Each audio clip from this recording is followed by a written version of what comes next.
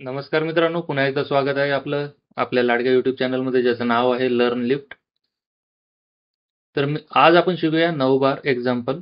9 बार म्हणजे काय? तर 9 बार जो असतो का तो आपल्या प्रत्येक वेबसाईटमध्ये जे वेगवेगळे पेजेस असतात, तर पेजेसला आपल्याला नेव्हिगेट करण्यासाठी युजरला 9 बार आपण वापरतो. तर आज आपण बेसिक एक्झाम्पल घेणार आहोत 9 बारचं.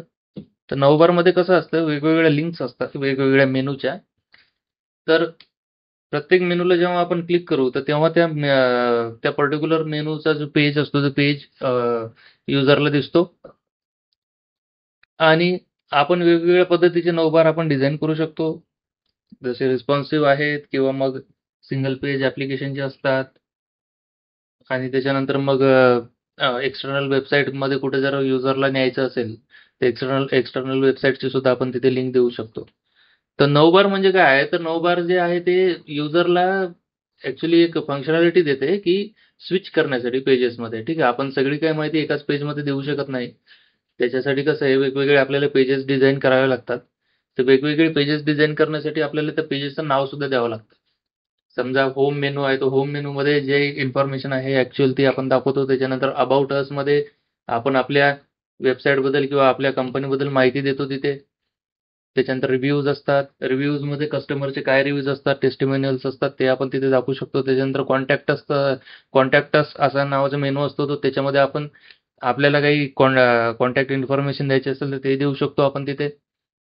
तर अशा पद्धतीचे मेनूज असतात मित्रांनो. तर आज आपण बघूया सिंपल मेनू बार HTML आणि CSS मध्ये. तर त्याच्यासाठी आपल्याला जावं लागेल या पेजला. तर हे जे आहे index.html आहे. तर सुरुवातीला आपण एक UL टॅग घेऊया. याला आयडी देऊया. नाव कंटेनर. त्याच्यानंतर याच्यामध्ये LI आणि ए मध्ये सुरुवातीला होम आणि याचं जे href असणार आहे, href आपल्याला द्यायचं आहे. आपल्या पेजमध्ये एक मी home.html नावाची फाईल टाकलेली आहे, तर ती देऊया. त्याच्यानंतर पुन्हा दुसरा मेनू आहे अबाउट अस. ठीक आहे.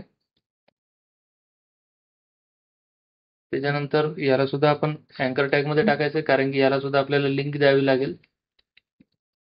त्याच्यानंतर आहे कॉन्टॅक्ट अस. याला सुद्धा ए मध्ये द्यावं लागणार आहे आपल्याला.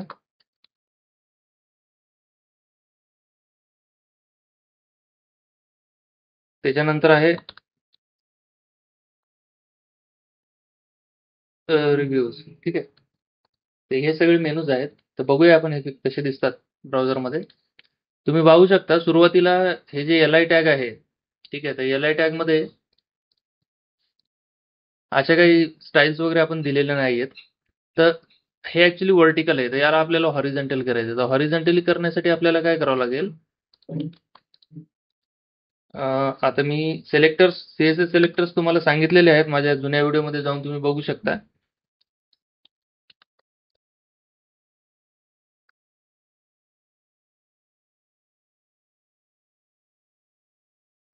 डिस्प्ले बॉक्स त्याच्यानंतर विड्थ याला द्यायची आपल्याला 100% आणि पोझिशन जी आहे ती ॲब्सोल्यूट द्यायची. आता आपण बघूया काय होतंय. तुम्ही बघू शकता काहीच झालेलं नाहीये. तर याला बॅकग्राऊंड कलर आपण देऊया.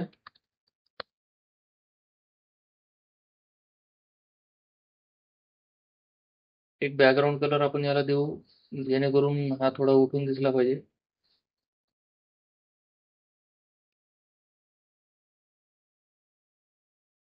ठीक आहे. हा बॅकग्राऊंड कलर या मेनूला आलेला आहे. तर आता जो मेनूमध्ये LI आहे त्याला आपल्याला स्टाईल द्यावं लागेल. ठीक आहे.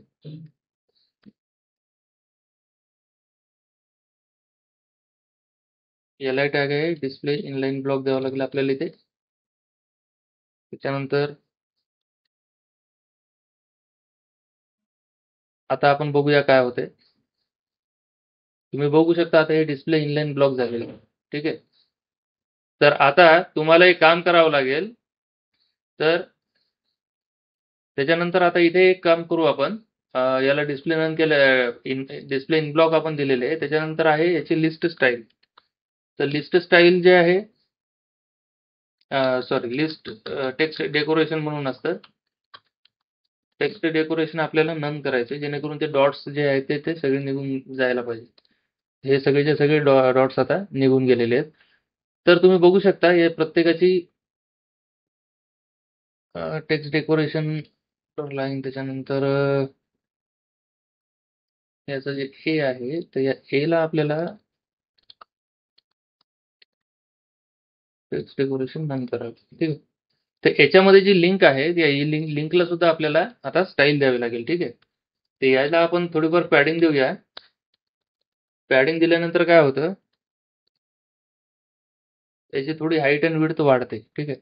तर आपण जेव्हा याला पॅडिंग देऊ तुम्ही पाहू शकता हे थोडं आता थोडं अट्रॅक्टिव्ह आपल्याला दिसतंय. ठीक आहे. त्याच्यानंतर आता बघूया आपण LI टॅग. ठीक आहे. तर LI मध्ये टेक्स्ट डेकोरेशन जे आहे ते आपल्याला नन करायचं आहे. कारण की लिंक टॅग जो असतो तो बाय डिफॉल्ट एक अंडरलाईनने येतो. लिंक टॅग आपण जेव्हा देऊ तेव्हा एक त्याला अंडरलाईन येते बाय डिफॉल्ट. ठीक आहे. आणि त्याला कलर सुद्धा येतो. तर जेव्हा आपण href ॲट्रिब्यूट देऊ तेव्हा त्याला एक कलर येतो ब्ल्यू कलर. तर आपल्याला आता त्या अँकर टॅगचा कलर चेंज करायचा. ठीक आहे. तर कलरला आपण काय करूया, त्याला एक कलर देऊया जेणेकरून तो थोडा उठून दिसला पाहिजे याच्यामध्ये. तर कोणता कलर देऊ आपण, काम करूया आपण एक व्हाईट कलर देऊया. ठीक आहे. जेव्हा आपण याला व्हाईट कलर देऊ, या सगळ्याला आता व्हाईट कलर झालेला आहे. आणि आता एक काम करूया, जेव्हा जेव्हा आपण या लिंकला होवर करू तर आपलं जे कर्सर आहे का ते पॉइंटर दिसलं पाहिजे. ठीक आहे. म्हणजे कर्सरला ट्रान्सफॉर्म झालं पाहिजे हँडमध्ये. तुम्ही बघू शकता आता हँडमध्ये ट्रान्सफॉर्म झालेलं आहे. आणि थोडी लेटर स्पेसिंग जर आपल्याला द्यायची असेल, ठीक आहे, तर आपण इथे लेटर स्पेसिंग पण देतो 1 पिक्सलची. हे सगळे तुम्हाला मी टेक्स्ट प्रॉपर्टीजमध्ये सांगितलेलं आहे. तुम्ही तिथे जाऊन तो व्हिडिओ, याच्या आधीचा व्हिडिओ तुम्ही बघू शकता. तर तुम्ही पाहू शकता आता हे प्रॉपर आपल्याला दिसत आहे.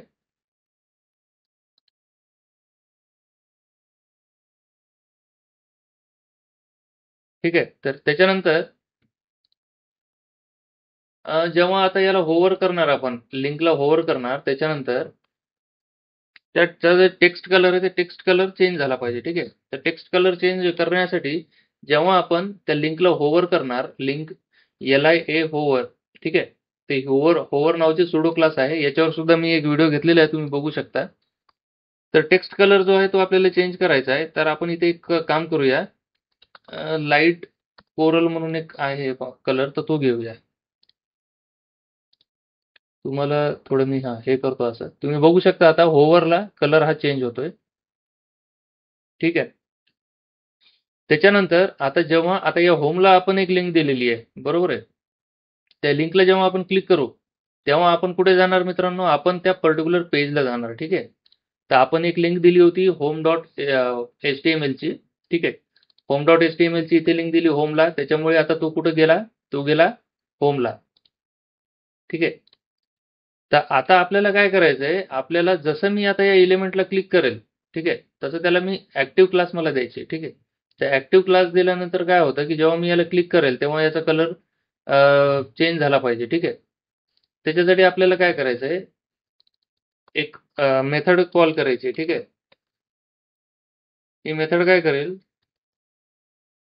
किंवा ठीक आहे, तर ही मेथड, तर या मेथडमध्ये काय करायचं आहे, const link is equal to, आता हे थोडं जावास्क्रिप्टचा पार्ट आहे. हे तुम्हाला कळायला थोडं अवघड जाईल आता सध्या, तर तुम्ही याच्याकडे दुर्लक्ष करू शकता. आपण जेव्हा जावास्क्रिप्टचा प्रॉपर फुल फ्लेज आपण एक एक्झाम्पल घेऊया तेव्हा तुम्हाला याच्याबद्दल पूर्ण माहिती मिळून जाईल.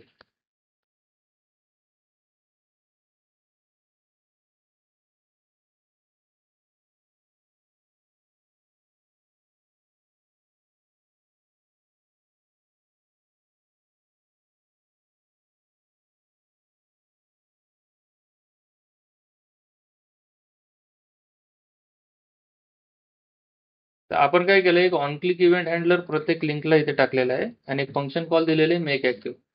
तर इथं फंक्शनमध्ये आपल्याला फंक्शन त्याच्यात टाकावं लागेल मेक ऍक्टिव्हचा, जेणेकरून काय करेल ते प्रत्येक लिंकचा जो कलर आहे, ठीक आहे. तर आता इथे ऍक्टिव्ह लिंक आपल्याला येणार आहे. तर सुरुवातीला लिंक मधून तो त्याची क्लास एक काढणार आहे, active dot remove class. Remove attribute जो असतो तो क्लास, आणि त्याच्यानंतर सुरुवातीला आपल्याला प्रिव्हेंट डिफॉल्ट याला करावं लागणार आहे इव्हेंटला. त्याच्यानंतर e dot target dot class name is equal to active. ठीक आहे. तर आता तुम्ही बघू शकता, मी जेव्हा याला रिफ्रेश करेल आणि याला मी क्लिक करेल, तर तुम्ही या दुसऱ्या मेनूला बघू शकता, इथे क्लास ऍक्टिव्ह झालेली असेल. एक सेकंड हा, मला बघू द्या काय झालं ते. कंटेनर याला आहे ए, ठीक आहे. सॉरी, याला जावं लागेल.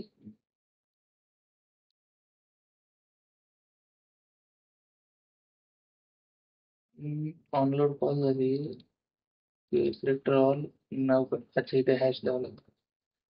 इथे सुद्धा आपल्याला, कारण की हा आयडी सिलेक्टर आहे, तर इथे हॅश द्यावा लागतो. तर जेव्हा मी याला क्लिक करेल,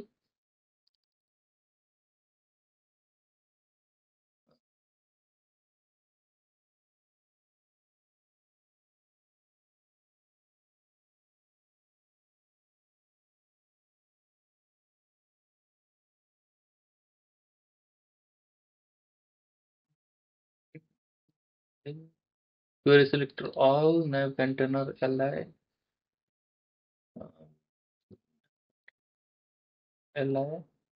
त्याच्यानंतर त्यात आपल्याला क्लिक, ठीक आहे. रिफ्रेश करतो.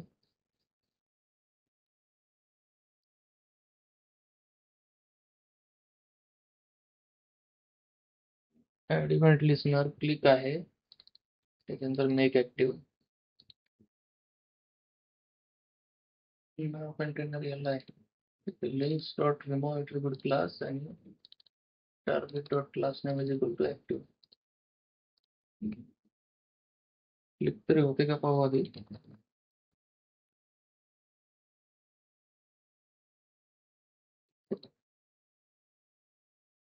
लिंक्स, अच्छा, बरोबर आहे, बरोबर आहे. फॉर विच लिंक आणि link dot add event listener, ठीक आहे.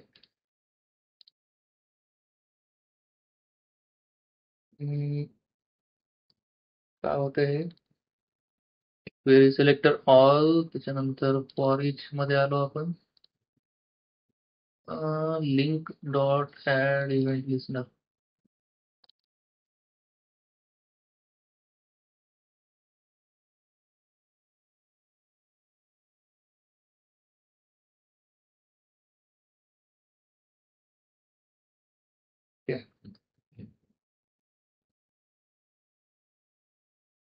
इथे आला इलेमेंट, त्याच्यानंतर L dot add event listener,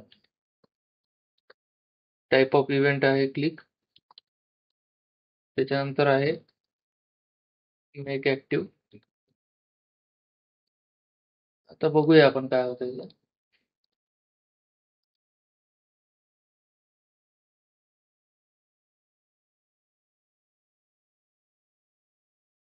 click event काय ऍड होत नाही.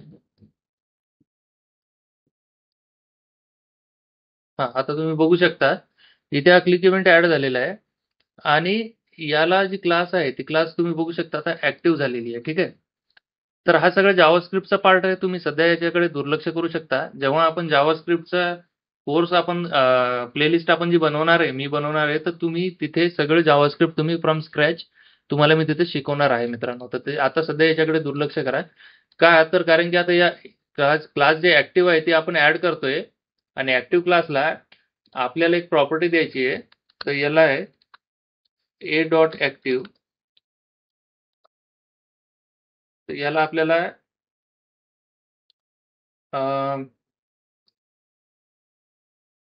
टेक्स्ट शॅडो देऊया याला 2 पिक्सल 2 पिक्सल, आणि हॅश हा एक कलर देऊया. ठीक आहे. तर जेव्हा जेव्हा ऍक्टिव्ह क्लास ऍड होईल तेव्हा त्या पर्टिक्युलर मेनूला एक आपली बॉर्डर येईल. ठीक आहे. तुम्ही बघू शकता हा क्लास ऍक्टिव्ह झालेला आहे, तर याला प्रॉपर आता एक बॉर्डर आलेली आहे. तुम्ही एक शॅडो आलेली आहे. ठीक आहे. तर अशा पद्धतीनं तुम्ही जेव्हा एखादा मेनू ऍक्टिव्ह असेल तर ऍक्टिव्ह मेनूला कोणत्या पद्धतीची स्टाईल द्यायची तर तुम्ही ते सुद्धा देऊ शकता. ठीक आहे मित्रांनो. तर अशा पद्धतीचं आहे हे जावास्क्रिप्ट. याच्याकडे सध्या तुम्ही दुर्लक्ष करा. हे फक्त तुम्हाला मी सांगितलंय की या पर्टिक्युलर मेनूला तुम्ही ऍक्टिव्ह कोणत्या पद्धतीने करू शकता. ठीक आहे. आणि दुसरा एक याच्यामध्ये इलिमेंट आहे नाव टॅग. ठीक आहे. तर आपण जे आता युएल टॅगने केलेले ते सेम आपण नॅव टॅगने सुद्धा करू शकतो. जेव्हा मी नॅव टॅग घेतला तर नॅव टॅग मध्ये आपल्याला सेम जी लिस्ट आहे ती लिस्ट द्यावी लागते. ठीक आहे. आणि याच्यामध्ये एल द्यायची गरज नाही मित्रांनो, कारण की एल जो आहे तो युएलचा चिल्ड्रन आहे. तर नॅवला एल नावाचा चिल्ड्रन वगैरे काय नसतो. इथे डायरेक्टली अँकर टॅग आपल्याला द्यावा लागतो. ठीक आहे. तर आता मी जेव्हा हा सेम आयडी इथं उचलतो आणि याला कमेंट करतो आणि इथे जे स्टाईल्स आहेत आपल्या स्टाईल्स तर आपल्या सेमच राहतील. जेव्हा मी सेव्ह करतो, आता इथे जावास्क्रिप्ट मध्ये ऍक्च्युली आता इथे एल नाहीये, तर आपण डायरेक्टली इथे ए घेऊ शकतो. ठीक आहे. तुम्ही पाहू शकता काहीच फरक झालेला नाहीये, फक्त थोडं स्टायलिंग मध्ये थोडा इश्यू झालेला आहे. तर स्टायलिंगचा इश्यू जो आहे तो आपण करू शकतो. तर इथे नॅव ए ओव्हर आपल्याला द्यायचं आहे कॉमा देऊन. हे ग्रुपिंगचं सुद्धा तुम्हाला मी सांगितलेलं आहे. तुम्ही बघू शकता ग्रुपिंगचं सुद्धा काय आहे ते. त्याच्यानंतर ठीक आहे, आता एवढ्या सगळ्या प्रॉपर्टीज आहेत. आता इथे सुद्धा आपल्याला एक नॅव ए ऍक्टिव्ह द्यावं लागणार आहे. आता मी जेव्हा सेव्ह करेल तुम्ही पाहू शकता सेम आहे, काहीच फरक नाही. जेव्हा मी याला क्लिक करेल किंवा याला क्लिक करेल तर सेम सेम इफेक्ट आहे, काहीच त्याच्यामध्ये फरक नाहीये. ठीक आहे. तर तुम्ही मेनू क्रिएट करण्यासाठी तुम्ही एक तर युएल टॅगचा यूज करू शकता किंवा नेव्हिगेशन टॅगचा सुद्धा तुम्ही यूज करू शकता. तर हे तुमच्यावर आहे. आणि काही तर फ्रेमवर्क असे आहेत की ते त्यांचं स्वतःच एक राउटर प्रोव्हाइड करतात आपल्याला, जसं अँग्युलर झालं, रिॲक्ट जे झालं, त्यांचं स्वतःचं एक राउटर नावाचं कंपोनंट असतं. त्या राउटरमध्ये काहीच नाही, आपल्याला सरळ सरळ राउटिंगचं जे आहे कन्फिग्रेशन एका फाईलमध्ये करावं लागतं आणि राउटिंग ऑटोमॅटिकली चालू होऊन जाते. ते राउटिंग पर्पजसाठी HTML आणि CSS मध्ये अशा पद्धतीनं आपण राउटिंग टाकू शकतो किंवा मेनूज जे नेव्हिगेशन बार आहे ते आपण या पद्धतीने ऍड करू शकतो. तर व्हिडिओ तुम्हाला कसा वाटला मला नक्कीच कळवा आणि व्हिडिओला लाईक शेअर करायला विसरू नका आणि सबस्क्राईब करा चॅनलला आणि मित्रांना शेअर करायला विसरू नका. धन्यवाद मित्रांनो.